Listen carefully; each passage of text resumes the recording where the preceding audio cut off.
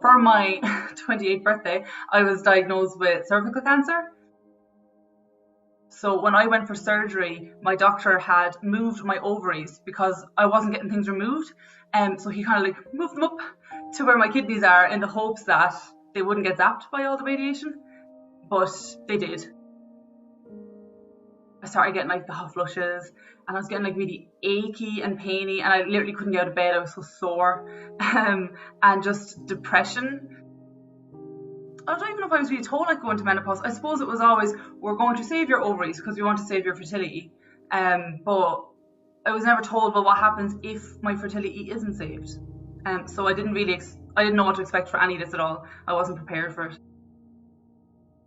Still, like, I'm trying to get a permanent job. Like, I'm trying to, like, hopefully buy a house at some stage. You know, I'm single. I'm going to have to deal with the whole trying to date and explain that to someone. So, oh, by the way, I've had cancer, you know, and if you're wanting kids, not with me.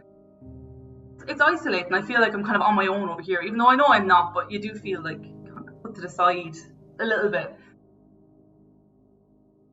I was diagnosed with premature ovarian insufficiency. I didn't associate premature ovarian insufficiency with menopause. I didn't expect it to come. The consultant at the time basically said to me, have kids in the next year or don't have them at all. The biggest thing for me was the mood swings, the irritability. That was huge. The joint pain, the gum pain was something I'll never forget. I'm mum of two small boys. They're almost 3 and 4. They don't deserve a grumpy mum. They don't deserve an irritable mum. They need me to be happy for them and their boys and their boisterous boys. And I think that while there's some days I get cross and I have the serious guilt that brings with it, and that's what menopause causes, and I suppose I'll never be grateful for that. But I think once you are aware of it and you do your best to remove yourself from the situation, well then everyone does okay.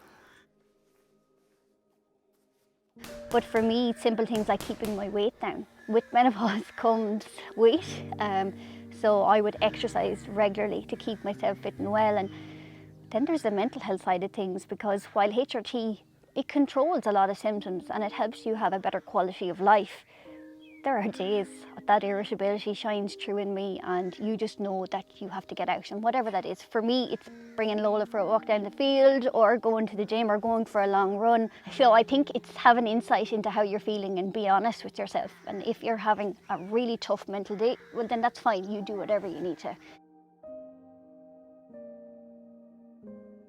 Education is absolutely crucial. I mean, I didn't even know the word perimenopause existed until this all happened.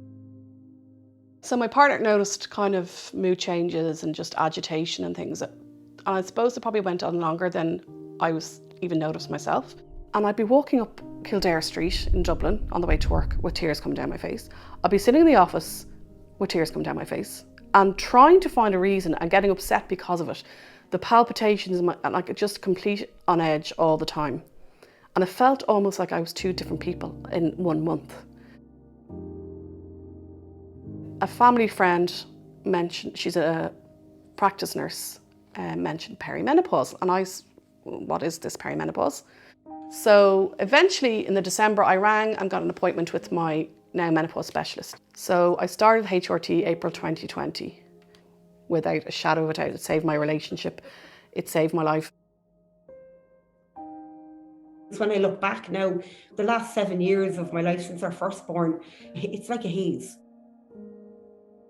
What I called hormonal imbalance all along probably started before our firstborn, and we had 2 miscarriages and we had some fertility trouble. So I think it probably may have started back then. There's one day my blood pressure could be absolutely normal and I could be stressed to the hilt in work and at home and my blood pressure would be normal. And then the next day I could be relaxed, lying on the couch, and my blood pressure could be through the roof. I suppose one of the most crippling things that I have found with all these symptoms is that you get this anxiety, and it's just it's crippling anxiety. I've never experienced anything like it before, and you have this massive self-doubt and just not being able to cope. You feel overwhelmed. Definitely menopause. Just inform yourself. So like even if I tell you, yeah, I had the same symptoms and this is what I have, go and look it up and go on to the likes of the Irish Menopause and get that support, listen to other people's stories, and then be informed to find out, okay, what do I do about this now? My biggest symptom would be tiredness and fatigue, and then the insomnia. Really, I think what helped me with perimenopause was informing myself of what symptoms I might get or I might not get. I think taking your supplements early before you're flooded with symptoms, getting all your knowledge early so you know what's coming down the track, so that you're not bombarded, overwhelmed, scared actually, and frightened some people with these symptoms, because there's plenty can be done.